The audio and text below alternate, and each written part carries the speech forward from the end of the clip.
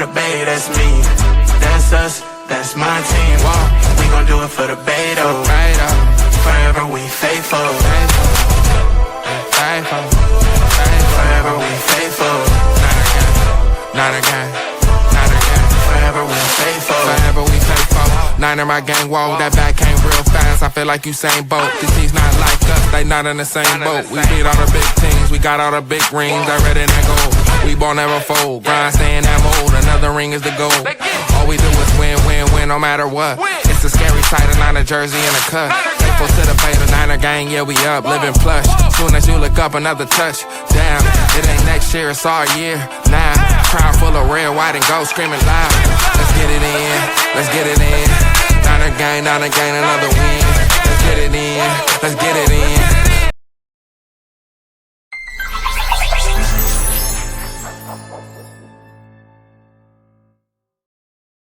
Welcome everybody to a brand new episode of Very Faithful Podcast. I'm Brandon Free and joined by me is my co-host, as always, Deon Johnson from Niner Gang Podcast. Also, Christian will be joining us shortly here. He's just in the background getting his stuff ready. But we're here. We're back. We got another dub. That's 3 games in a row now. 49ers beat the Cleveland Browns 26-9 or 8. I mean, sorry, my bad. Give them a little bit grace period, right? But in their hometown, when it's hella cold, everything like that. Deon, let's get your thoughts, man. How did this team perform? What stood out to you? What went wrong? All the good stuff. Let us know, man. So definitely happy that we got the win at a bare minimum. That's always a good thing. You know what I'm saying? We definitely went through there. It was definitely, hey, Mom. We definitely went through there with some inclement weather. You know what I'm saying? It was definitely scary because we know that Brock and Kyle Shanahan in inclement weather are usually not good at all. But the nice thing was that there was no rain. And I think that was the key. There was no rain. There was no snow. It was cold as all get out. Don't get me wrong, because I heard the commentators complaining about that the whole game. Whether they were on the sidelines, whether they were in the booth, it was freezing. Excuse me. So the temperatures definitely were low. I believe when the game started, it was about 37. And I think, throughout the broadcast, they were saying that the temperature dropped. But here's the beauty of it. We didn't have any snow. We didn't have any rain. One thing we did have, though, was wind. And that wind was whipping. If you tell me you noticed this, whenever the referees had to make a call, all you heard was wind. Mm-hmm. Yeah, I did. Like whistling through their mics. Like it was just crazy. Like you could hear the call, don't get me wrong, but you definitely, at a bare minimum, heard that wind just like whistling through their mics and everything.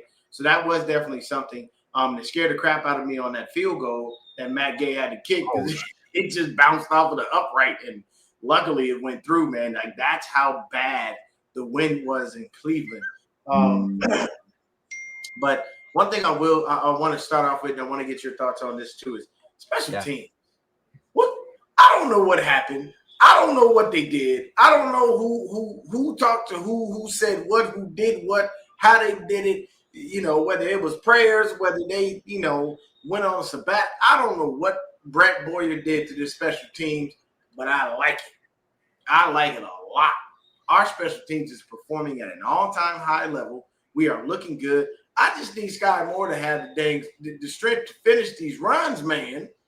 Every time he run out of gas. You ran out of gas. Exactly. And next thing you know, he's like, man, I'm tired, bro. They're going to catch me. Oh, dude, that's I just need Sky Moore to finish one. I would really love that. But I love what special teams has been doing, forcing turnovers. Making plays, just making sure that the other special teams doesn't look good. Like, what do you think about special teams, man? Because I'm on a high with them, man. They are doing fantastic. Shout out Brett Boyer. Shout out special teams. Shout out my guy, Nick Martin, for doing this thing, performing even better on special teams. For all y'all that try to crap on Nick Martin, he's coming along well. And he is a tackling machine, and I think he's only going to get better the more time we give him, actual in-game reps. So what do you think about special teams? So real quick on Nick Martin, he's a wrecking ball to wreck with. Boy, he can make big tackles because he knocked his ass out of the game himself, man, with the concussion. So, dude, special teams been freaking phenomenal. The past, honestly, 3 games, I would say, and I would say what most of the season. But mostly these last 3 games, they've been looking good and forcing turnovers and Sky Moore getting out there and fucking. This trade's looking better and better each week. This guy makes some good plays, man. But no, dude, special teams definitely was a factor to this win for sure, because it gave us better field position each time. And oh my god, dude, Rick Diaz. We'll talk a little bit more about that, Rick. But yeah, no, special teams have been great, and dude, I've been more than impressed by them so far. And also too, real quick before we move on to our to the show, for those of you over on X, we can't see your chat. You guys come over to youtube.com/FavoriteFaithful Podcast 49 or Niner Gang Podcast. We can see your chat there, and you guys could intertwine with us and talk about this Niner dub. But yeah, man, special teams have been great. How about now we talked about special teams? I want to talk about the defense a little bit. Defense has been stepping up a lot the past couple weeks and been proven themselves a lot lately. And what's your take on the defense so far, man? Defense has been looking good, man. They've been doing their thing. First thing I want to do is say, hey, to my boy's wife, Jess. Shout out to my sister, Jess. Okay, maybe a little bit. She is a diehard Panthers fan, bro. My boy's wife, and she was begging me to take it easy on her last week, and I was like, nah, we can't do that. We need to win this game. But shout out to the Panthers this week for taking care of the Rams, man. I can't be nothing more than happy on that one, bro. I am very happy that the Rams took an L. Now we just need the Seahawks to take an L, and we can start kind of shuffling this NFC West around. But as far as the defense has been playing very well. Forced another turn, didn't force a turnover, just took the opportunistic moment and jumped on it. Shout out Luke Gifford for that. But it's been fantastic, man. I'm not mad at it at all. I'm definitely very happy with what the defense has been doing. Last couple of weeks, they've been playing so much better. I knew that this week was going to be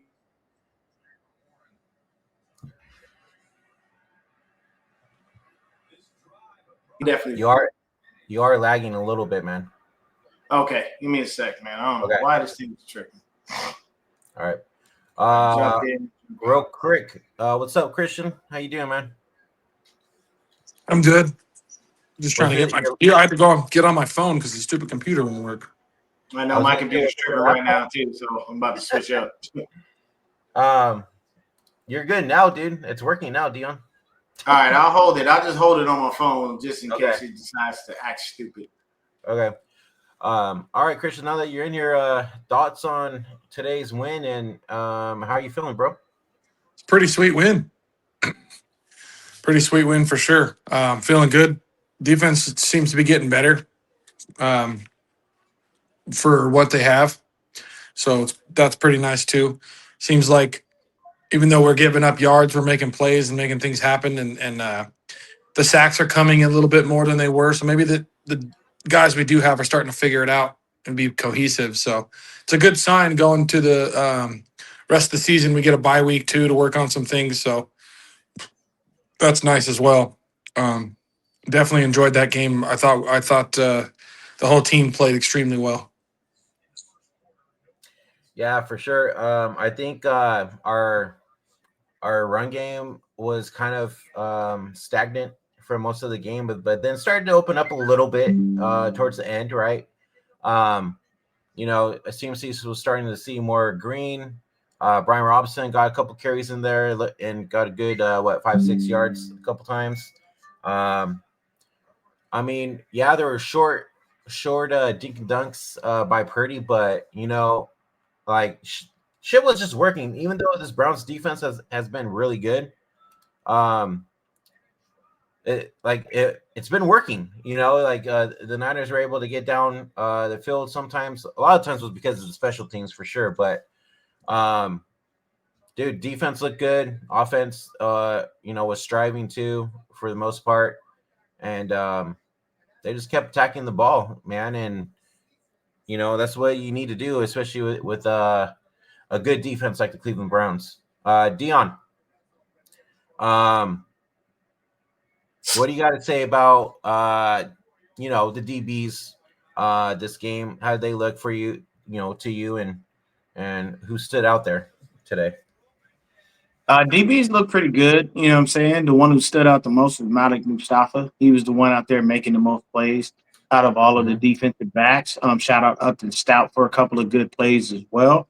I think we're just doing things the way that we need to do them. You know what I'm saying? Shout out Demo. He had a couple of good plays as well.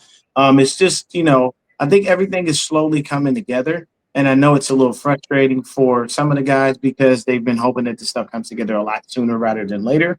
But our defensive backs have been looking good, but today I would have to give, if I would give any shout out, it definitely would be the Malik Mustafa. All right. Christian, what about you, man? What was the question? DBs.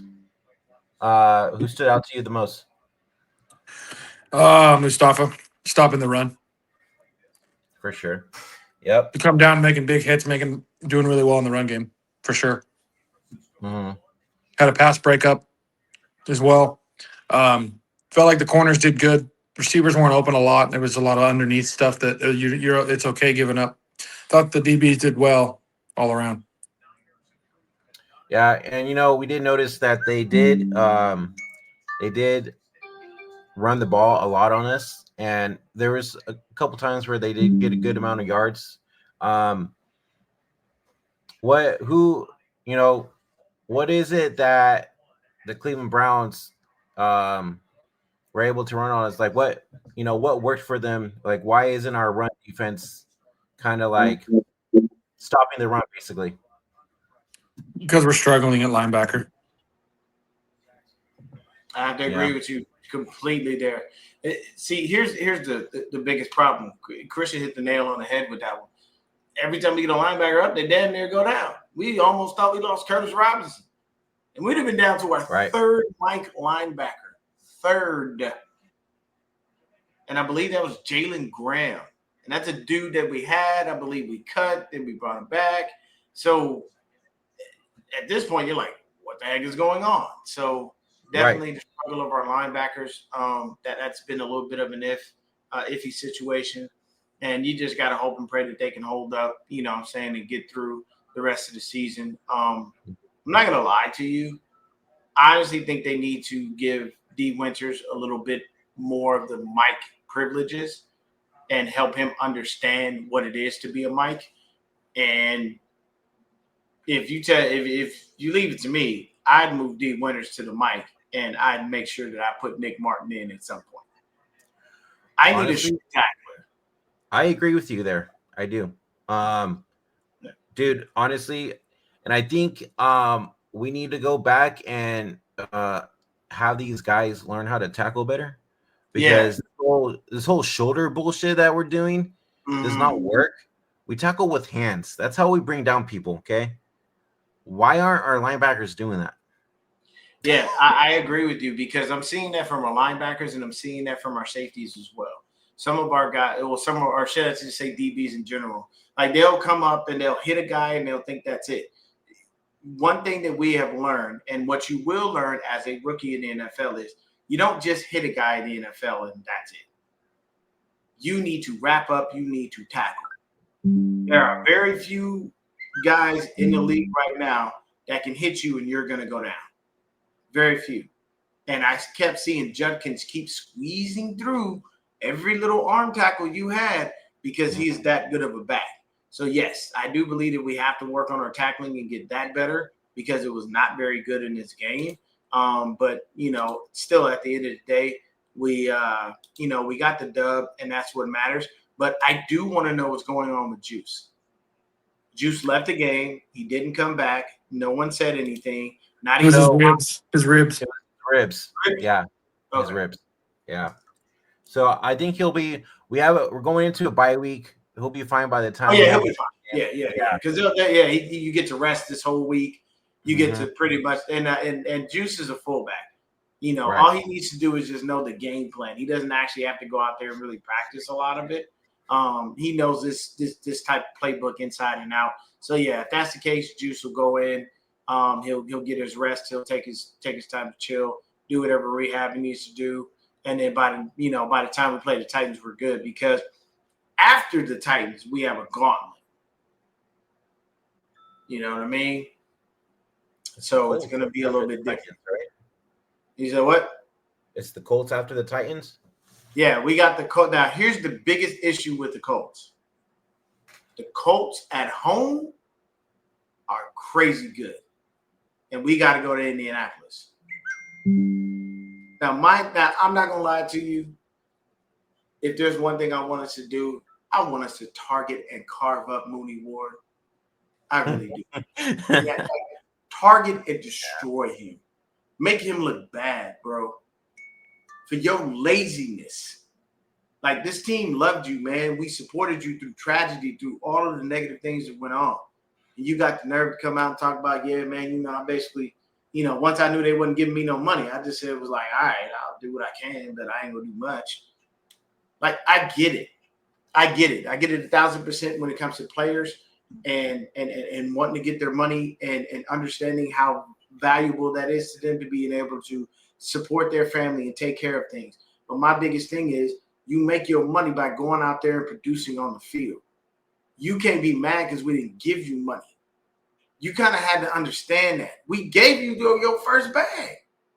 You got your first bag off of us. You know what I'm saying? Same thing with old Tired Legs McKinnon. We gave you your first real bag. And you treat us like this? Nah, man, I want you carved up, bro. I want you out there looking stupid. But sticking to this game, let's talk about the quarterback play, man. Because neither quarterback looks spectacular out there. Brock didn't look ridiculously great. Neither did Shador. Brock looked fine for what was going on. Brock threw the ball away when he needed to and he made the throws he needed to throw when he had the ability to. That's honestly one of the best decision-making games Brock's had. Brock was I have to at agree with that one. 50%.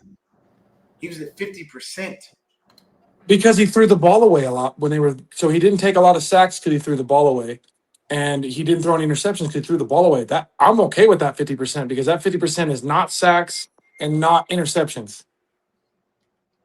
For me personally, I just feel like there's still something wrong. I don't think that his foot is healed properly. I'm very happy that we have 3 wins in a row. He was moving good. Didn't see anything wrong with his toe. Here's my thing.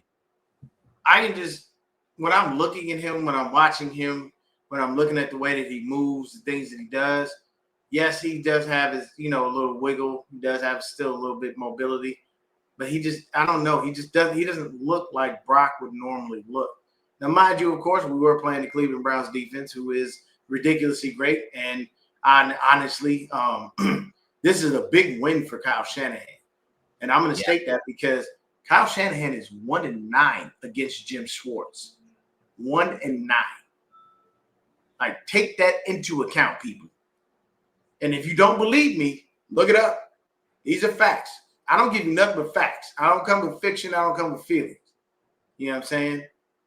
So him actually being able to beat Jim Schwartz is fantastic because for the most part, Schwartz owns him, just like Spags in Kansas City owns him. So, because I know we usually get, kind of caught up in the whole, it's Kyle Shanahan versus Kevin Stefanski. No, it's not. It's Kyle Shanahan isn't scheming against Kevin Stefanski's offense. He's scheming against Jim Schwartz's defense. He's scheming against Spag. He's scheming against defensive coordinators. So when people say that, I don't take that into account because I'm like, bro, what are we doing? You know what I'm saying? So for me personally, great win for Kyle Shanahan to be able to get past the Jim Schwartz defense. Great game for us to be able to do things, get things going the right way. Nice little touchdown pass that he had to Jennings. But go ahead and play this if that's what you're looking at. Yeah, I just wanted to show this because this is freaking hilarious. George Kittle's reaction is priceless. Look at it. What deception! 2-yard touchdown run, Brock Purdy.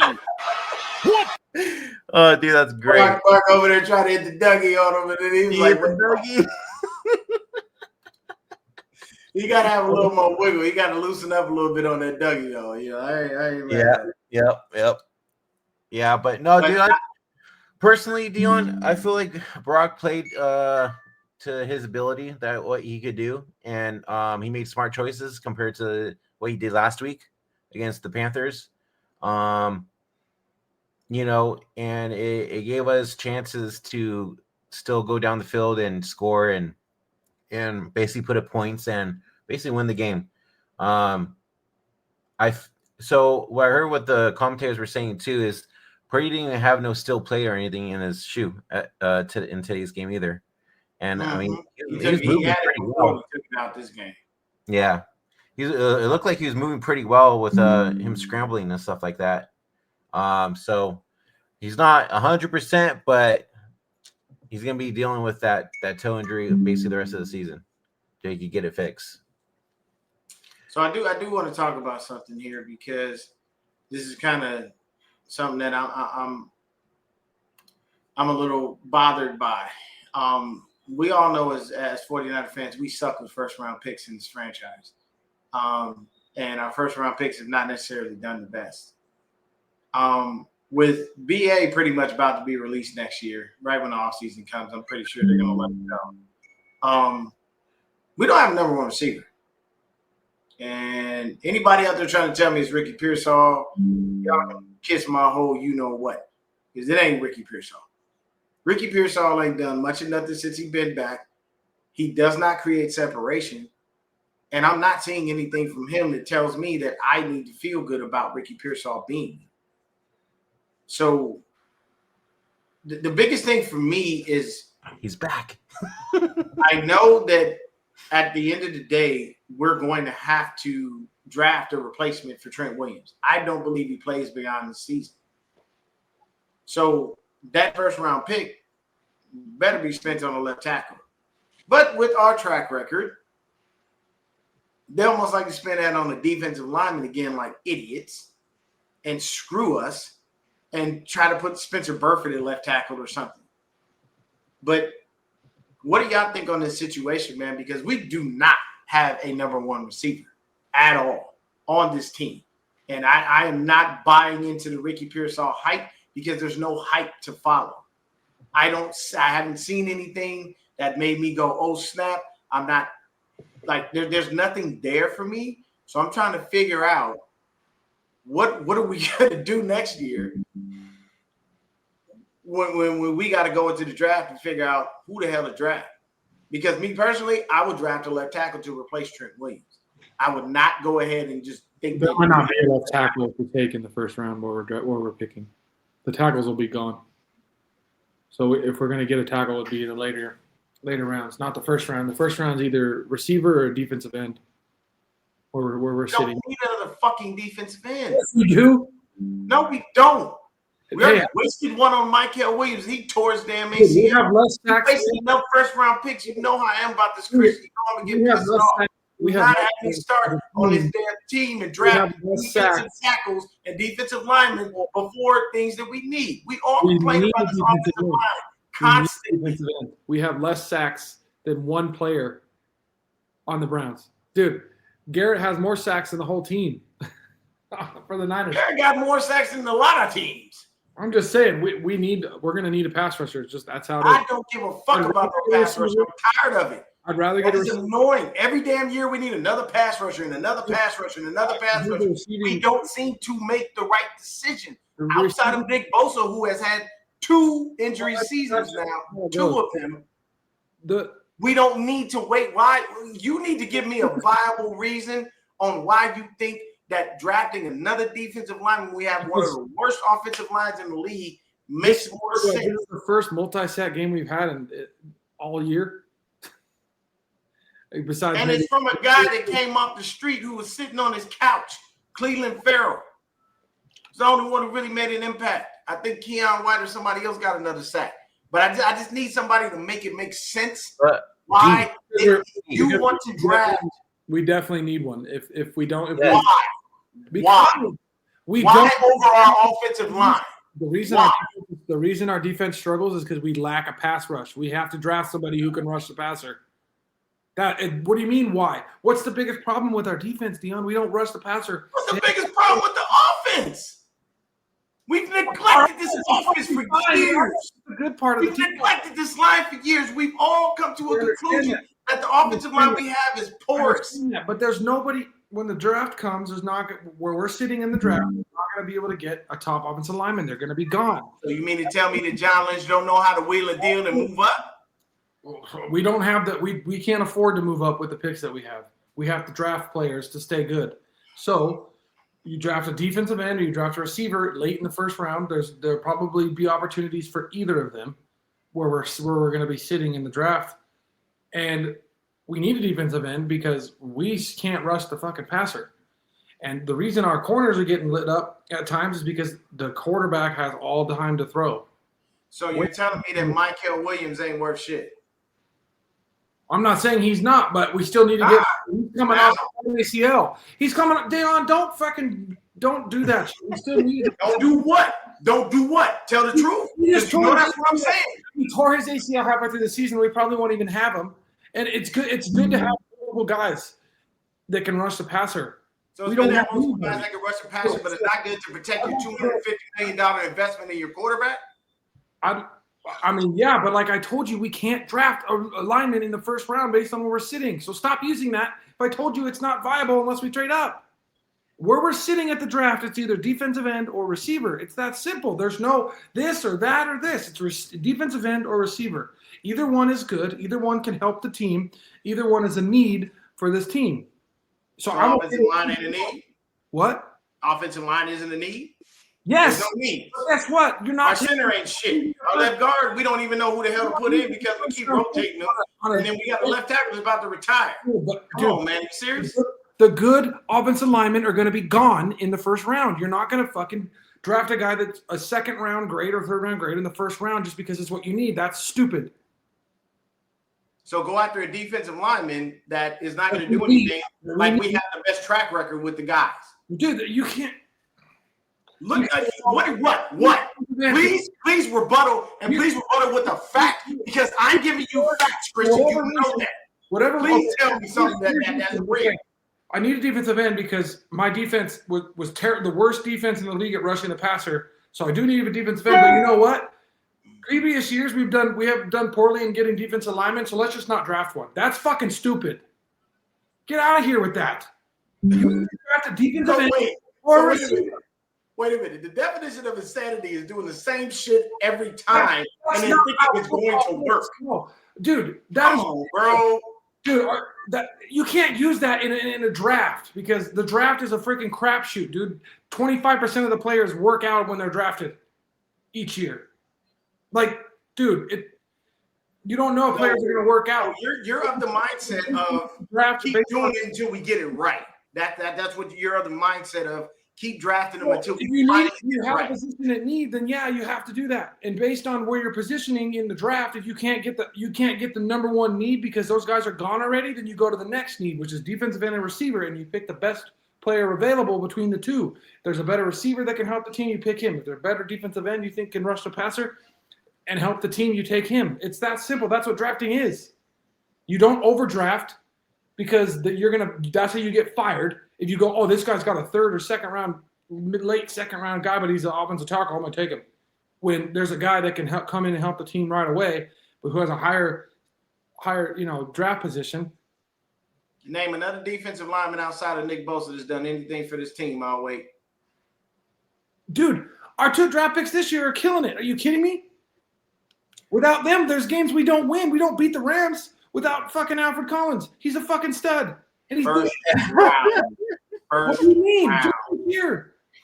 First that doesn't round. Matter. That doesn't matter. Williams been killing it. Come on, bro. You can't. It's okay, man. Debates are won and lost with facts. Not feelings, bro. You are killing me, Small. You just okay. So this regime has struggled at times to pick guys in the first round. So we're just never going to pick. We're never going to pick certain positions ever again. I never stated ever again. I never said that. So you guys can't pick that again. Well, maybe they don't. I'm stating finally address a position. You're not listening to what I'm saying. I am. I hear everything you say, but I'm sorry if I don't agree. That's called agree to disagree. The best offensive tackles are going to go in the first 15 picks. We're going to be picking in the last 15 picks of the draft. Y'all better bundle up some picks and figure it out, because when Trent Williams leaves, Spencer I Murphy. understand that, but they're going to have to try to get. There's going to be plenty of guards. We're going to have probably draft a guard. I don't know if we'll be able to draft a tackle because there's not a lot of tackles, and it's going to be a very heavy tackle draft in the first 15 picks because Utah's going to have two tackles out of Utah are going to go in the first 10 picks. But their right tackle and their left tackle are going to get drafted in the first 10 picks in the draft. What are the Niners going to do? Let me just give up all my draft capital and go and get – no, they can't do that because they have other positions to fill. It's not like they're just ignoring Once again, we neglect the offensive line, which is a position of need, as you stated. You're talking about needs. So don't give me that bullshit about it not being a need. We have a $252 million quarterback. You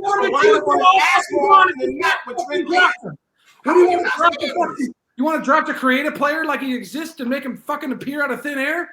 And you want to draft a defensive end like we got the best track record in the fucking league in doing so? It's just a position of need. Come on, man. You can't rush the tackle. Come on, Christian. You got to come on, bro. So I'm living in reality, and you're not living in reality thinking we can draft a lineman at 24 when they're not available. Explain that. What do you want? We can't trade up because we don't have the draft capital. What I'm telling you is the offensive linemen, the tackles are going to go way too early for us to get them. So that goes to the back burner in need for the first round because they're gone. So then the next two needs. So then we draft another dumbass defensive lineman that doesn't show up and show out. All of the defensive linemen we drafted have not been necessarily the best when it comes to our first round draft picks. You just assume that's you can't assume that. There can't be a fact that every single time we draft a lineman in the first round, they're going to be a bust. Because when you assume, you make an ass out of you and me. So no. Well, no, you make an ass out of yourself with that comment because at the end of the day, I'm right. Tell me another defensive lineman that's done anything since Nick Bosa. I will wait, and you can't. Dude, you don't draft well in the first round when it comes to these linemen. You notice. But you can't notice. That's a fact. Stop trying to defeat a fact, bro. What fact, dude? It changes every year in the draft. Whatever happened the year before doesn't matter the next year. That's how the draft works. Every defensive lineman we drafted in the first round so I can shut this bullshit down. What the fuck does it matter? I'm done. You can't accept that. Keep going. How can you not accept that we don't do good with these defensive linemen that we draft outside of Nick Bosa? I'm giving you facts, my guy. That is how the draft works. There's no facts. The draft goes. What do you mean? He works out or he doesn't work. But if you need a guy, you still pick a guy who you think is going to work. That's how the draft goes. So consistently, that's how the draft goes. So every being consistent and screwing it up. That's what you're saying. Dude, not making sense, bro. You can do it. Not making sense. Some guys work out in the league. Some guys don't. So every year we just supposed to go, well, we'll draft another guy and hopefully we'll just draft another defensive lineman and say fuck our offensive line and forget our $250 million. You're not saying fuck the offensive line. You're just using you that. are. What do you think? They're not available to be picked next draft. Why are you using that when I've told you 1,000 times already that they're going to be gone? So you're going to pick between two guys. You're going to pick a receiver or a defensive end because the top tackles will not be there where we're going to pick because we're going to be a playoff team. Okay? Now, if we were in the top 10 and we didn't take a tackle, then you have a right to be pissed off. But that's not going to happen because the tackle. So you mean to tell me every tackle that's been drafted in the top 10 is bona fide Hall of Famers? No, there's been tackles that have been drafted behind that were better, that were good. But the top tackles you would take in the first round would be gone.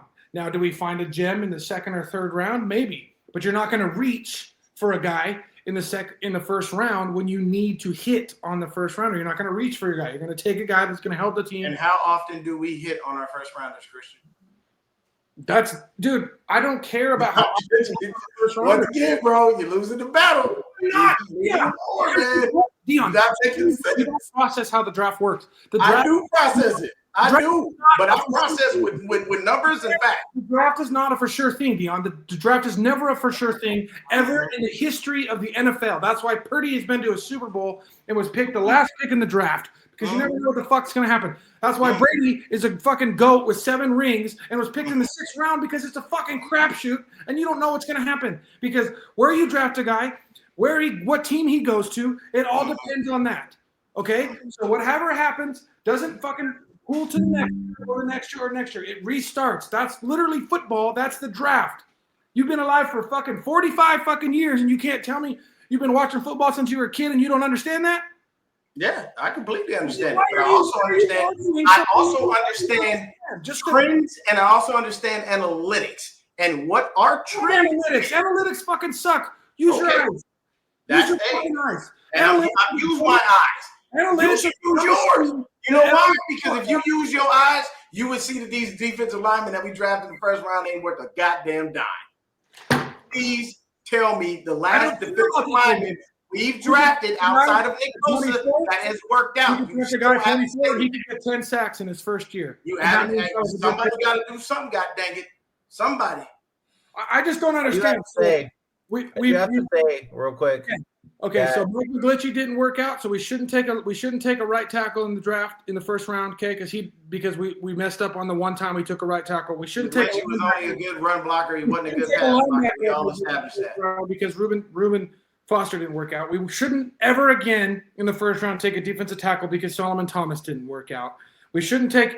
We took a second one. And he didn't work out either. So we should never go after those positions in the first round ever again because they didn't work out. That's stupid. Let me stop you there. Oh, I never stated we should never. That's what you're saying. No, listen to me before you talk because you're putting words in my mouth. I never stated we should never. I stated maybe it's okay to pivot from the trend that we always have. It would be okay if one year we said, you know what?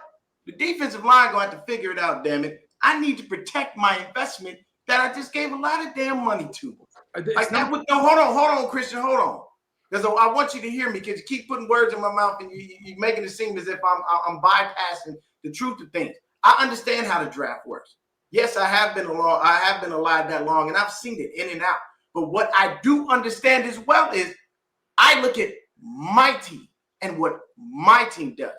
And what my team does with Kyle Shanahan and John Lynch at the helm, listen to me before you start saying something. What they do with defensive linemen in the first round outside of Nick Bosa does not work because not a soul has turned out to be worth a dime. And I understand the draft being a crapshoot, but you can't consistently do something over and over and over, and none of it works out. And you think I'm going to come back next year and do the same shit, and it's magically going to work this year. While you have an offensive line that Niner fans, that Niner content creators, that anybody from the outside looking in goes, this line needs help. You can't look at this offensive line and say, I'm pretty sure Trent Williams is out the door next year. And if he is, I don't have his replacement currently on the roster. Why are we having please, with that information that I just gave you, you can't even refute the argument. Yes, I can. They're going to be gone by the time we have that pick. That's your refute right there. They're going to be gone. They're not going to go. Everybody going to be gone, so we ain't got nobody. We found Rocky in the 7th round. You just said that. You said they found unless you're going to do some fucking magic fucking Louisiana voodoo and fucking make my player create for us to draft as a left tackle in the 24, 25, 26, wherever we pick. There's not going to be anybody there with a first-round grade that they're going to take. Now, if they are, you have an argument. But like I told you, The best tackles are going to go in the top 15 picks in the 2026 draft. So we can wheel and deal and move around in the draft and do all the things that we've done in the We don't past. have the draft. We can't do that. We can't do that this year to say, you know what? I need Brock's blind side protected. We are a playoff contending team trying to rebuild, not rebuild, but continue to build the team. You can't give up draft capital like that when you're doing that. No, this is a rebuild. Yeah, it ain't gonna be no build. Rebuild. Rebuild. It's not a rebuild. It has to It's be not a rebuild. It's not 100% rebuild. We're 9-4 already. Well, this is not a rebuild. It is a continuation to build the team to continue winning. It is not a rebuild. So you can't give away the draft picks. Hey, look, let's move on. Agree to disagree because you got your stance. I got mine. I'm not coming off my shit. You ain't coming off yours. It was a good debate, but take the L and call it a day, bro. Take the L. Call it a day, man. Take the L. Take the L. Take the L, man. How am I going to take the L when you're just making stuff up that doesn't even make any sense? Everything that I said made total sense. No, it doesn't. It's all factual. No, there's no factual anything in the draft. It's a crapshoot, and you can't just be like, oh, there's facts, so I can't take this. I can't draft. Because the track record and the facts go together, you can't use that in an argument. That doesn't make sense. Because you can't say there's a track record and there's facts, so I can't take it in the first round when I need. What happened with Solomon Thomas? Garbage. What happened with Javon Kinlaw? Garbage. What happened with Michael Williams? Torn ACL. Williams tore his ACL. He was doing good. You can't even put him in the mouth. He didn't even have a sack. I think he had maybe one. And he was against the run. As soon as he went out, you got to give me more than that, man. Come on, man. I'm sorry. I'm looking at things from the outside in, man. It's not making sense. What do you say about Alfred Collins? You can't sit here and tell me because they have to ignore that position of need. Because fuck the offensive line, fuck our quarterback. Dude, that's what you're saying. Offensive line. We said you're saying that because you want to draft a defensive lineman and a receiver. Because when we're drafting, did we not all understand this offensive line is not that good? To 2026 draft, when it's our turn to pick, there is no first round tackle available. So the next two positions of need in the first round where they'll be available are receiver and defensive end, and they can take either one, and it will be helpful for the team because they are very much a position of need. It is not that they are ignoring it. It is that in 2026, now get this right, 2026 NFL draft, there is no tackle available. It is not like they're going, there's a tackle right there. It's not like fucking Fanu from Utah drops all the way to 24th pick and they just don't pick him. Now, then you have a right to say it because that's a top 10 talent that dropped to the 20-something pick and we're able to pick him up at left tackle or right tackle, whatever. Now, if they do that, that's one thing. But those guys are gone. So you go to the next two positions of need for this year's draft. The years after don't matter. This year's draft. Fuck the offensive line again. Two positions of need. Yep, offensive line position. We don't care. Those are the you sound like you Chris Forrester and Kyle Shanahan. Nothing's wrong with the offensive line. Dude, Jake Brendel was amazing. Breakdown in the situation of where we're going to be picking in the 2026 draft and what players should be available when we pick. Okay, so I'm going to use your argument. I want to move on because we need to talk about the game. But I will use your argument against you. You said listen to me. You said we found Brock Purdy in the 7th round.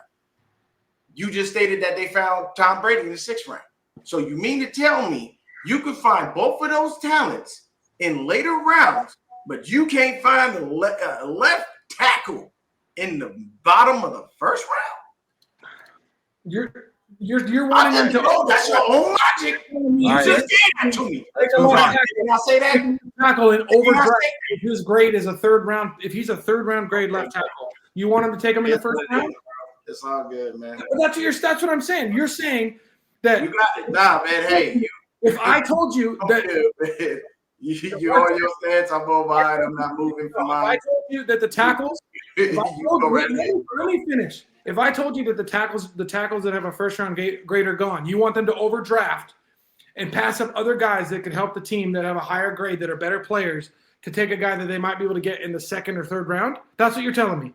Okay. So here, let me give you some information here. Just say yes or no. No, Yes, I don't. I want them to draft a left tackle. Fuck the rest of the team. You want them to draft a left tackle? I want them to draft a left tackle. For the 3rd round grade, you want them to use the 25th. I don't give a flying fuck. Okay, so then you would get fired after your 1st or 2nd year as GM. Good to know. Okay, I would, yeah. But at a bare minimum, I would not listen to my scout team that I send out to go and investigate these players and figure things out. You're not taking a left tackle if they have a 3rd round grade in the 1st round. If I'm listening to my scout team, I don't draft Solomon Thomas, dumbass either. How do you know the scout team set up Solomon Thomas? Now, because articles. You got to do your research, man. There were plenty of articles that let our scout team purposely came to John Lynch and Kyle Shanahan and told them that was a dumb thing. Now, hold up, hear me out. Now you want to say that. I'm gonna say what I'm saying. They came to them for the scheme we were running. They said, no, he is not a fit. Now, you mean to tell me that you have scouts? Why do you have scouts if you're not going to pay attention to what they're saying? And Solomon Thomas did nothing for this team. Not a damn thing. He is not memorable. He is memorable for being worthless. I don't care. That is my point. You're not, you are looking at it going, your mindset is the draft is a crapshoot. So however you draft is however you draft. Yes. You hit or miss. And I'm just gonna deal with that. I'm saying I'm not hitting or missing on something I continually miss on. Like put it like this. If you are a baseball player, just like Gretzky said, you miss 100 you miss 100 of the shots you never take, or whatever the heck the quote is. Okay, well, I've heard that quote. But here's the thing: so why are we taking 100 shots on damn defensive linemen? We ain't taking out on offensive linemen. You're not making sense, bro. It ain't making sense. It's depending on who's available, where you're sitting in the gym. Let's move on. Let's move on, man, because we've been on this for a minute. It's gonna keep going. You guys been hitting it for 20 minutes. No, it's just because he ain't. I'm not coming off my soapbox. He ain't coming off his. I commend Christian because he will fight to the death. It's not even that. I'm with it, man. I agree. You're right. It doesn't make any sense. It makes total sense, just not to you. Anyways, so going back to the game, what were your guys' thoughts on Kyle's game plan today and the little trickery that he did, especially with Brock Purdy's little QB sneak into the end zone? The QB sneak was just that. Honestly, I don't think the QB sneak was Kyle. I think that was Brock. It was an option play. Yeah, Kyle, Brock just chose the right option. That's literally what it was. I don't think anybody would disagree on that. It was an option play. When you said that, Christian, was that a read option? It was a read option. Kyle called that, and that was the ballsiest, greatest call, one of Kyle's best calls ever for Purdy, because we have not seen that call before, and it was fucking perfection. At the end of the day, Brock made the right decision. Brock was never going to not take that ball, Deon, because they were 100% not going to think Brock was going to take that. That's why that was such a good call. Brock it was the same thing with pass juice early in the game. Brock 100%. Yeah, that was nice. Not on film. It's not on film. He was never going to not take that ball. He literally walked in because they had no fucking. They 100%. No idea. Yeah. Hey, now here's something, Brandon. That's something me and Christian can agree on. At the time, that was one of the best calls that he's called. That was okay. No, that was a great call. It was a perfect RPO in the moment. It set it up, just like I was saying earlier. The pass to Juice. What about this? Is why I always constantly beg for Juice to get the ball. Why? They don't assume he's gonna do anything. They didn't even cover Juice. The only reason Juice got stopped until they realized the ball was coming his way after the fact. Mm-hmm. But they were not covering Juice out of that backfield at all. This is why I always say, make sure you get him involved. He's sneaky. You don't know what's going to happen with him. So that's the case. Now, hopefully his ribs, as you stated before Christian came in, hopefully his ribs are good. And, over these next couple of weeks, he gets his rest, he does his rehab, and he's back for the Titans game. Even though it's the Titans, bro, we don't really need him. We don't need nobody. We can put Mike Jones out there with Sky Moore and Demarcus Robinson and probably still win that game. It ain't nothing against the Titans. Titans fans, I'm sorry, but y'all team sucks. Y'all suck something off. Hey, just real quick before you hit, Christian, I just want to say on Juice they did do X-rays and it came back negative. Okay, yeah, right. That's great. We'll get a week off, he'll be all right. I was going to say that what this offense did against this defense, which considered the second best defense in the league, which I think is the best. That defense is insane, all the way around. Corner, safety, D-line. What this offense did was unbelievable. How Purdy played was unbelievable. They gave up 1 sack. That was unbelievable. I anticipated Myles Garrett at least having about 2 to 3. Yeah. I did not anticipate us only giving up 1. Purdy did not turn the ball over once. Multiple times he threw the ball away.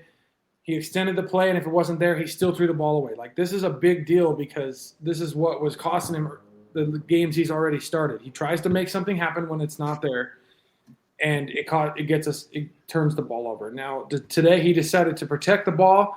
He decided to live for another down, get rid of the ball, whether he's on the run or he's in the pocket to get rid of the ball. And it was one of the best games decision-wise he's played, right? And he still was there to make big plays when he needed to. So, yeah, he had a 50% completion percentage. But when he did complete his passes, they were extremely important on third down, third and long for big gains, right, to keep the drive going, especially in the red zone, right? The first touchdown we scored is 3rd and 9, and he throws that one to McCaffrey to go to the 2-yard line, right? Big play. That one to Kittle in the red that Kittle caught at the 5-yard line or whatever. Big play. So, like, yeah, he only had 50% completion percentage, but that's because he was throwing the ball away. He was throwing it away even when he extended the play because it wasn't there. And Purdy deserves praise for what he did because of his decision making and could live for another play was unbelievable. What this offense did against that good defense, even struggling to run the ball, was one of the best performances we've seen from this offense as a whole all season. By the offensive line, by the receivers, everybody. Purdy. So here's one thing that I will say, man. Shout out to the NFC leading Bears.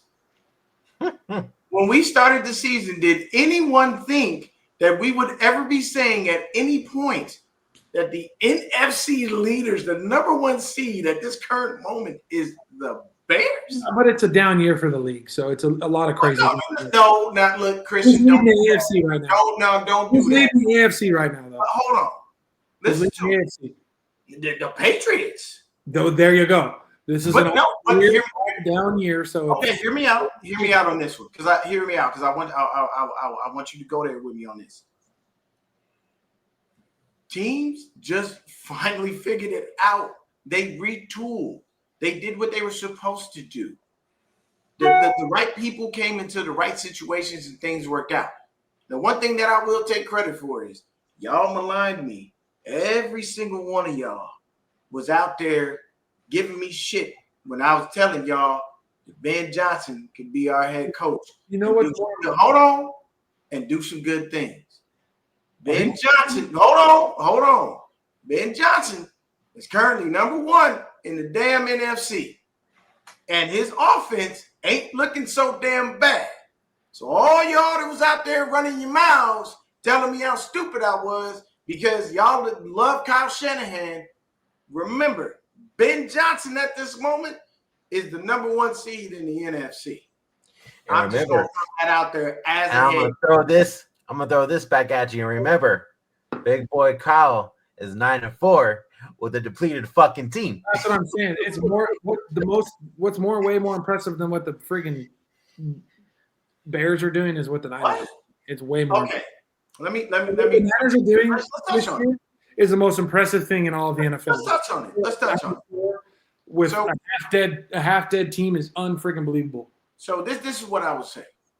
What we are doing is more impressive. I will give you that. It's unbelievable. I still can't. But what Ben Johnson is doing is equally as impressive. And I'll tell you why. Hold on. Let me tell you why. he walked into a situation with a quarterback that almost damn near nobody wanted after that first year. That man was sacked I don't know how many times. He spent more time on his back than he did standing upright. But what I'm stating is for him to come in and make that change from an offensive standpoint, that is something to be appreciated. Their offense is not a powerhouse, though, Deon. Their offense is no, but okay, but what I'm saying, okay, Christian, but what I'm saying is, they are atop the NFC currently as the number 1 seed. And I can tell you right now, there ain't a soul on this planet that thought the Bears were going to be atop the NFC North, let alone the NFC, period. Yeah. But what I'm saying is, he came in there and he did the things that he needed to do to make this team perform properly. Now, one thing I can say, though. But they're winning one-score games where they don't. But at the end of the day, Chiefs, it's a 50-50, like, they're winning more one-score games than they're losing. Okay, so luck is a little on their side in that sense, just like it was. Okay, so let me say this. He's a good coach. Don't discount what the man has done. Don't do that. He's a good coach. Don't move the goalposts on it, bro. That's not fair to him. That's not fair to Ben Johnson. Listen to me. He came in there with a shitty team. You gotta admit this offense. Hold on. They have a lot of time, and they're leading the league in takeaways because they have good defense. Okay. But what I'm trying to tell you, Christian, is don't discount what he's doing to make everybody else look better. That's all I'm saying. You got to think about it like this. You took a team that was nowhere near the playoffs last year, and you got them in the playoff hunt. I agree. I'm just saying that's to be appreciated, bro. You can't tell me you can't appreciate that. He's a good coach, but they're winning one-score games. This is a down year for the league. Plus, it's not now. If he came in and Caleb Williams was going to throw for 5,000 yards and had 40 touchdowns and 3 interceptions, but that's not what we're seeing, right? So once again, you just beating down on my point because you like to. He made you can't get a man credit, bro. Jared Goff looked like Joe Montana while he was there. Caleb Williams. I never know, bro. Look. So, okay, look at it like this. When Kyle Shanahan first got here, we didn't have nothing. No, we were a hold on. Let me make a point because I want you to stop shitting on Ben Johnson like this, man. It's not fair to do. I think he's a good coach, but I'm not. I don't. But what I'm saying is, man. Hey, look, man. Yeah, anybody with that's insane. Kirk Cousins couldn't even do that with his worthless ass. So all I'm saying is, what 5K 40 touches what Ben Johnson is doing in Chicago has to be appreciated and understood because he came into a team that had no business anywhere near the playoffs last year. They looked bad. Their offensive line looked horrible. Everything about them offensively looked bad. Their defense was never the issue. It was always that offense. But when you come in and you hire the right people and you make the right moves, what do? You turn around and become the leader of the NFC. So I'm not stating that what Kyle has done is anything worse. That is not good because of we literally damn near every week somebody go down. Shit, Waterboy got an ankle injury if I'm not mistaken. But I mean, of course I'm joking. But what I'm saying is, yes, it's impressive what Kyle is doing, but it doesn't matter. I'm making the point to say you guys out there told me I was crazy and I was stupid for wanting somebody like Ben Johnson. But look what he is currently doing with the team that he has. Everybody told me I was dumb and I didn't that I wasn't thinking right. And he doesn't have a track record. He didn't have this. He didn't have that. At the end of the day, Ben Johnson walked into Chicago and has turned them into a playoff team in 1 year. And that is something to be appreciated. That's all I'm saying. I'm not asking for you to come back with 50 reasons why it's not to be appreciated. I was just telling you why it's not why I don't see it as that impressive. Like he's a good coach. But that's what I'm saying. Like why shit on him? Because it's not that. It's a down year. That's not impressive. But because their team is like, do I think they're going to do that great in the playoffs? No, because I don't think they're very impressive. Yes, they're first in the league, but they're not doing anything that impressive. That's something we can agree to disagree on. They're not I think they look good. The reason they're winning game, they lead the league in turnovers on defense. That's huge, right? That's a big reason that they have 8 wins and 3 losses. Okay. And like they won a lot of one-score games, but they're not scary. Like, oh my God, they're gonna freaking 40 points a game or something. The Colts look scary this year, and now they don't look so scary, do they? Lots of teams have ups and downs, bro. Don't you? I'm not saying that. I'm just saying it's not. Come on, dog. He's doing a good job. He is a good coach, but he's not. It's not that impressive. It's not. No. You know what I noticed right now, Brandon? Christian's just a homer. No, I'm not even talking about my team. He I'm loves Kyle. as a football. And what Kyle, anything that Kyle is doing is going to do better than anyone else. I'm not comparing, Deon. This has nothing to do with Kyle. This has to do with. Oh man, you're being a homer, bro. Because the first thing you brought up was Kyle Shanahan and what he's doing with all the injuries we had. Yeah, because we're going to go with impressive. Yeah, that is the most impressive. Okay. That's not being a homer by saying that the Bears are like it's smoke and mirrors, dude. The Bears are leading the division, but it's smoke and mirrors. They ain't going to beat anybody in the playoffs. Okay. We have yet to see Yeah. what we're Well, anyways, I got something to share. No, the Chiefs last year were smoke and mirrors when they played an actual team and got the living shit beat out of them by the Eagles. Let's see what we got here. It's So smoke and mirrors. This is about Brock's good ass throw that he gave to Kittle in the 2-minute drill. If he doesn't underthrow it, it's a touchdown. But Yeah. I think the wind took that one. Well, yeah, it might have happened too. It might have, bro. That was huge. We were almost not going to go for it. Just going into the wind like that with 37 seconds left. The odds of, with their pass rush, making something bad happen seemed a little bit higher than going and scoring. But Ricky made that big third down, got us down there. Throwing that go route in the wind like that, just going into that way, that was a big time play by Brock and a huge catch by George. I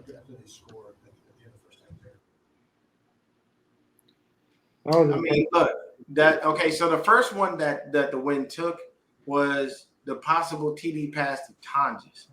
Like, you could literally see the ball kind of swirl. Did you freaking take that? I couldn't tell because I was like, dude, Tonjes was open. No, the wind took that, bro. You got to go back and take a look at, like, literally, I saw the ball because Brock was trying to loft it purposely, obviously. The wind can take that because there's nothing on it. Yeah, the minute he lofted it, the wind took it. Yeah. There was no chance. Yeah, because the wind's off the lake. Because the winds there were insane. I think they said They they like was 18 miles? mile-an-hour winds. Right there. Yeah. So, yeah, there's nothing he could do on that. For me personally, and so maybe that's why the ball was underthrown to Kittle because the wind probably. Yeah, the wind, it slowed it down. To me personally, I look at it like this. Is Brock 100%? No, not by any stretch. He looked the best. For me, I'll give Brock probably about an 85%. Yeah. But I do think that possibly maybe that toe, for me, from my liking, from what I'm seeing, I think the toe is still bothering him just a bit. We know already over the top, but I think it is bothering him a little bit. We do know from turf field, Deon, whether it gets better enough to play or good enough to play, that it's never 100% until you actually like literally stop and let it just do whatever it's supposed to. He's the best he's going to put. It's the best it's probably going to be for the rest of the season, which is probably, like you said, 85%. But dude, he was running. He looked like he had his, his back. Like, dude, he was avoiding, the pressure, and he looked like he had his legs. He broke a couple of tackles. Did y'all notice something? This is the first game, I believe, of the year where Christian McCaffrey did not have 100 yards from scrimmage. Yeah, dude, they bottled him up. Oh no, I'm not.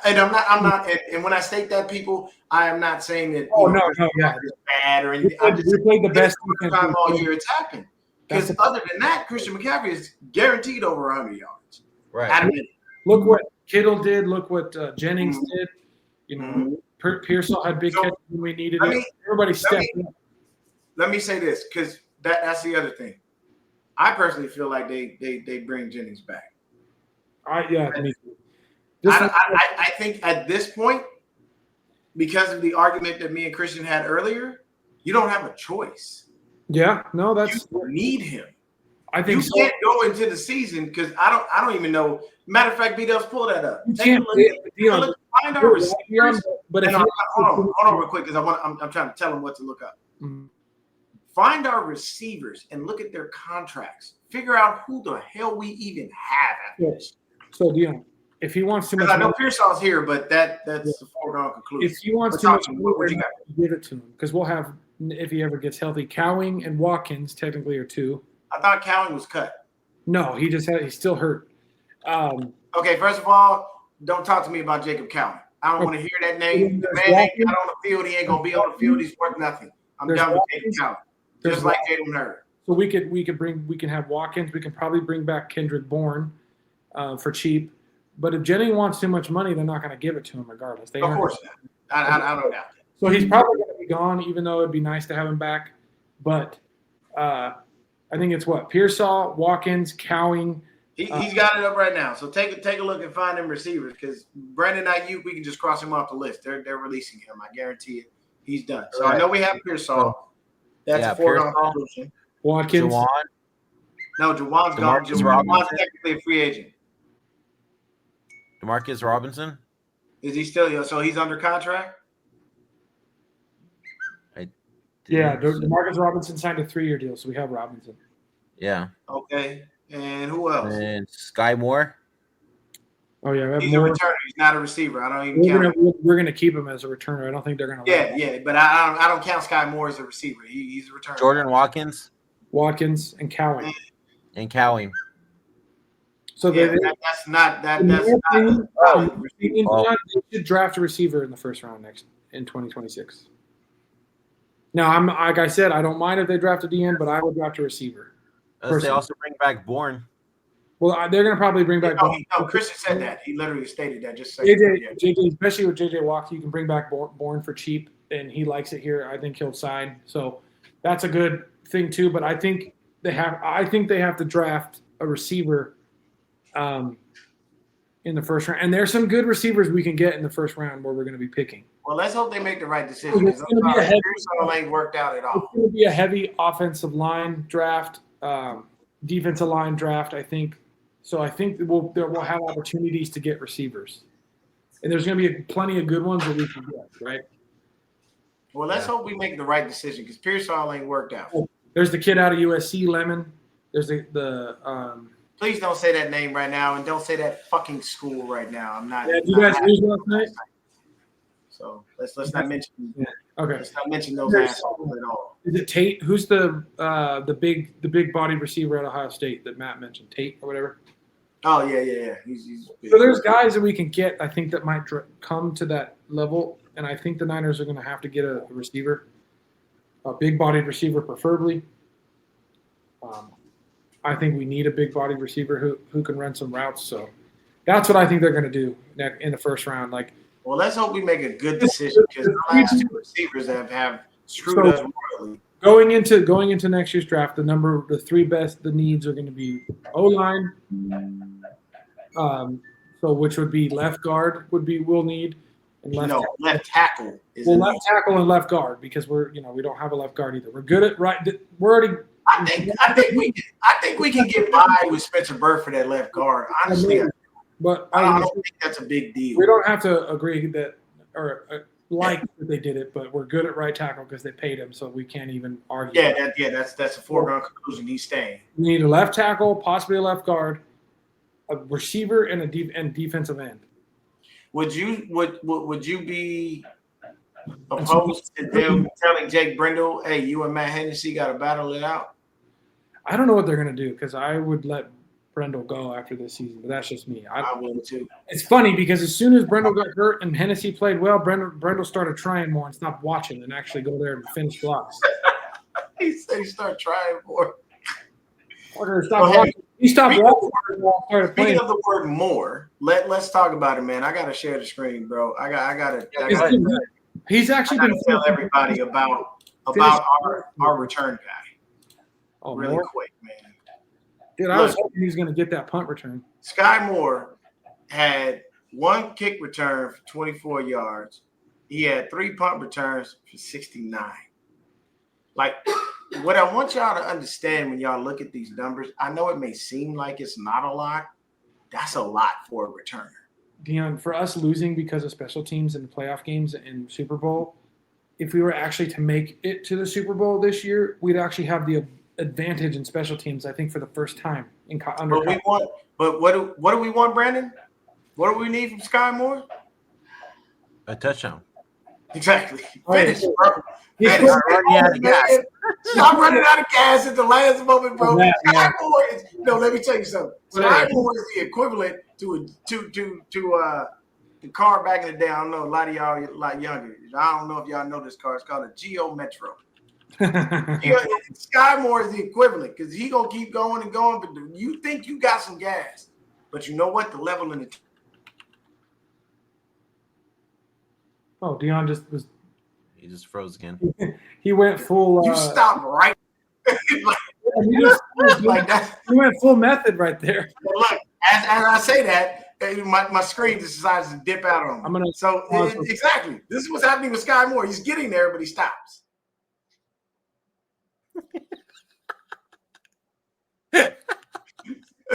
Wait, what happened to Christian? And where the hell did he go? I don't know, bro. His camera just shut out. Oh, he got a phone call. He got a phone call. Yeah, but no, I'm saying like people listen. Look at what Sky Moore did. Sky Moore has been doing fantastic things. Honestly, I'm not gonna lie to you guys. I thought Junior Bergen was gonna be the dude to do this stuff for us because I loved what he did in college. But part of this goes back to Kyle not necessarily caring for rookies like that. Also goes to the fact that we had to switch up, especially. You froze again, bro. He's method. When you take a look at it, honestly, two sacks by Cleveland Farrell. You gotta be okay with that. We had 1 sack by Keon White. You take a look at the receiving, all pedestrian numbers, but at the end of the day, Jennings catches the TD. This right here, we can't have that happen again. We got to be very mindful because we cannot have our starting running back averaging 2.7 yards a carry. It's okay. That's not good. Deon. While hold on, I'm just going through the numbers real quick. While theirs is averaging 4 yards a carry, that's we can't have that. Now, mind you, neither quarterback, both quarterbacks completed 16 passes. Missing our first round pick right now is why it hurts us against the run because he was killer against the run. What are you talking about?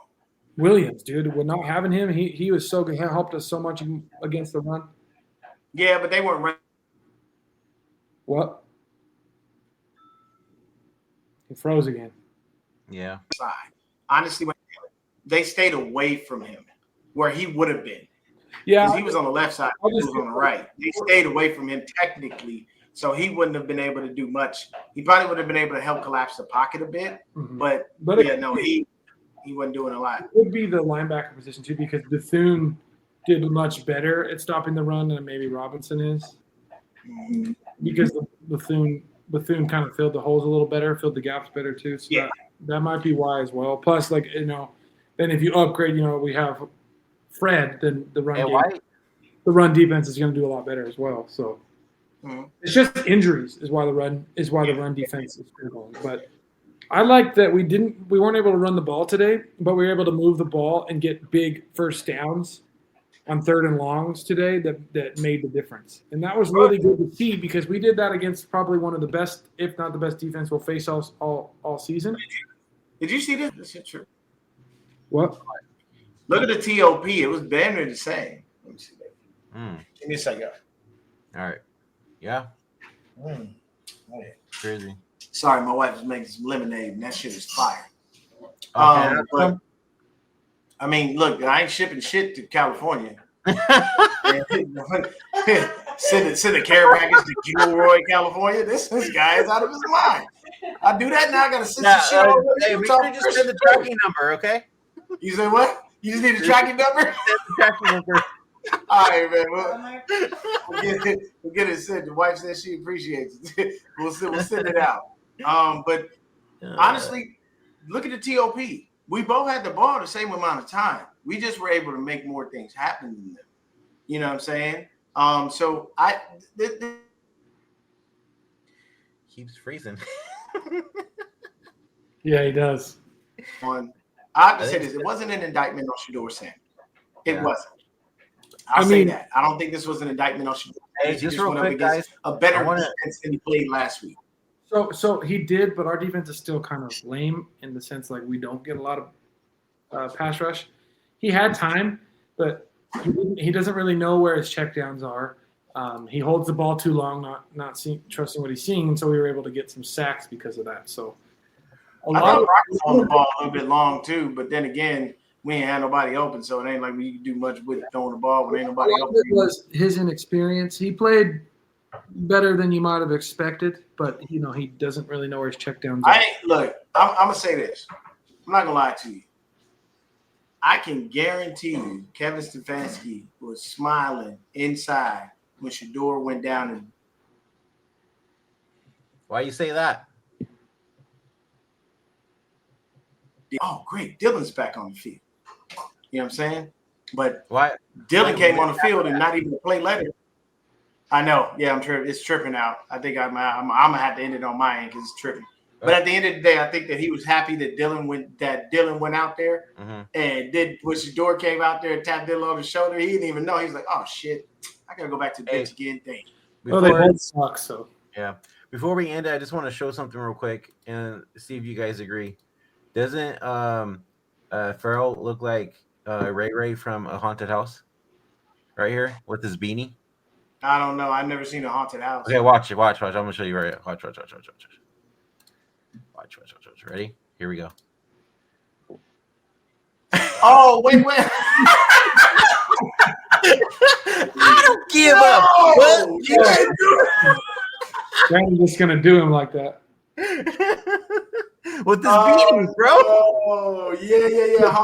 Really balling out. Hey, y'all remember? I don't give a fuck. I don't give a fuck. Keisha. Farrell's balling out right now too. 3 sacks. For him to come off the couch and have 3 sacks in the last 2 games, I'm not mad at it, bro. He was just at the house, staying in shape, being ready, and they just called his number. So that was great. This is him basically saying how he's not taking this for granted, and that he's balling out. No, we appreciate you not taking it for granted. I think for me, it's just not taking it for granted. When I came back, this team was right in the thick of it. And at the end of the day, the biggest reason why I came back here was because I wanted to win. So I'm just thankful for my teammates, coaches, everybody in the building just helped me, get prepared and be ready for the moment. So it was good. You guys remember how good he was in college before he had that knee injury? Yeah, Farrell, when he came into the league, had a high grade placed on him. And I think it was, didn't the Raiders draft him? No, the Jaguars. Jags. Okay, I thought it was the Jags. I thought it was the Raiders. This is Jags. He was so good coming out of Florida. Yeah. I think he had that knee. I don't know if he had that knee injury in college or right when he got to Jacksonville. He had that knee injury. Yeah. Remember? Oh, but started his career with a knee injury. I know that. He's been doing phenomenal, man. Never lift up to his potential. Hey, he's been doing this thing here with us. That's all I Yeah. care about. Dude, he was so good coming out of Florida, the University of Florida, he was insane. All right. The other thing I will say is there are so many damn holding calls that continually get missed, man. Dude, I'm getting tired of Huff getting held and them not calling it. Better, Deon. I think if you sell them, you're not going to get them. Yeah. Bro, it's bad, man. Like I need Huff to learn how to sell. I just think it's the way Sarah how's our guys rushing the passer. That's just the way he teaches. They don't sell and they just keep going and we don't get the calls. That's the only thing I can think of because I need Sarah to start teaching them how to sell because every now and then you got to sell a few of these just to get it. Some of those guys just don't do that because it's not their way of thinking. They just full go. Yeah, they don't LeBron. I tell you right now, my damn way of thinking, I'm selling the shit out of it. I'm faking everything. To sell like that, you have to have some of that soccer player bitch in you, and some of these guys don't. Hey, look, man, I don't care what nobody said. You call it soccer player bitch, I call it getting a free penalty. Okay. Well, yeah. I guess if you're in the English league. The English league, the flopping is bad. And if you watch the MLS, they don't do it that much. All right, if you watch USA versus Mexico, dude, they'd be beating the shit out of each other and the refs. Right, taking each other out and shit. Ain't no red cards, yellow cards, nothing. It's just, hey, you know what's going to happen. Yeah. I do nothing. No, but I just don't know why the guys don't sell it. But it's just in the moment, most guys don't think to do I that. mean, no, you made a proper observation. It could be Kasarik, and it could be also them as well. I wish Bosa knew That's how. more than a valid observation to say, hey, that may just not be who they are. If Bosa knew how to sell a hold, or who it is Chris Kasarik coaching that defensive line. we probably That have makes no one. Kyle probably have 2 Super Bowls if Bosa knew how to sell a hold. You know, I'm not going to disagree with that. There are. I did. Just saying, if Bosa could It's not sell lying, though. I mean, Bosa just knew how to saying. sell a couple holds, man. We'd have 2 more. We'd have 2 Super Bowls. And Christian, we didn't. Me and B-Dubs didn't necessarily plan wearing the same type of jerseys. So I don't next even time, have one of you those. need to bring your ass in here with a fallen 49er jersey on. Okay. No, I could try to get one. I don't have one. You know what I'm saying? Because look, though, when I came into the stream, I saw Brandon with his 97 and I had on my 54. I'm like, we just represented fallen Niners here. Because I wanted to get a Jennings. Both of them ain't in the game, and neither one of us playing. Yep. I wanted to get a Jennings, but if Jennings is going to leave, I don't want to get it. Good note, though. Fred's progressing very well with his rehab and recovery. Listen to me, it's a big, if. massive, giant if, but Fred could possibly be available for the playoffs. That would be pretty sweet because if the Panthers proved anything today, which I already know we can beat them because they're in our division, we could beat any of the teams in the NFC playoff picture. We could beat the Bears, we can beat the Seahawks, we can beat the Rams, we can beat the Packers, we can beat any of them. I'm gonna say this: I don't know about beating the Rams after the way they kicked our ass last time. I do. Yeah, but I don't know about that. Fuckers got lucky. we're coming off That wasn't no regular ass whooping. They beat the hell out of us. I mean, They wanted their revenge. That's why. we put a. I don't care. That don't mean. But Yeah. We could beat them. We the could beat them. defense, the I'm not defense. worried. I would assume the defense is playing better again, right? But I think we can also. Come on, the sorry ass Panthers fucking beat We them can today. score on them, dude. We can score on them. That's what I'm saying. Like we can score with anybody, and so it's just whether or not the defense can make enough stops. But Hey, and Kyle Shanahan's NFC Championship or bust in the playoffs. So anybody gonna That talk is about true. Matthew Stafford with his fucking picks and the first pick was a good play by the D lineman getting the ball off. Did he throw 2 or 3? he threw 2 and 1 fumble. He fumbled the ball. Oh, and one was a pick 6. Yes. Yeah, because freaking No, Brock Purdy didn't have a pick 6 last week. I'm just saying. This guy. I'm just fucking saying. the corner pick was not good because Let's do it. it's just what I keep Oh, saying though God. about like trying to cover the Rams receivers. The Rams receivers aren't fast. So if you get a good beat on what the route they're gonna run, you can get that's I feel like that's what the corner did. He's like, all right, he played it good and got that pick. Because like the Rams have good route runners, but their guys aren't fast. No, nobody's running away. That's why I keep being like, dude, you got to try to put some hands on the Rams receivers specifically because they're not fast. So you got to like mess them up. Like, dude, you can't tell me that Nakua don't run like he's got freaking sandbags on his ankles, dude. He's so damn slow. No, yeah, he's His not. route Fast running- guy, but He didn't make the fucking crazy catch though. he's today. just strong as shit. He's That's not all. much faster than Jennings, and Jennings is slow as shit. Yeah, that's true. Well, All right. I love We're out. JJ. He is. we know Adams isn't fast, but he comes down with the contested balls. He's good on the 50-50 ball. Yeah. He's the best at the 50-50 ball, probably. Yeah. All right, we're gonna wrap it up. For those of you still watching here with us, we are partnered up with Fanatics. This is the perfect time to go over to our website, fanaticscreators.com, for every faithful pod. Links are below in the description.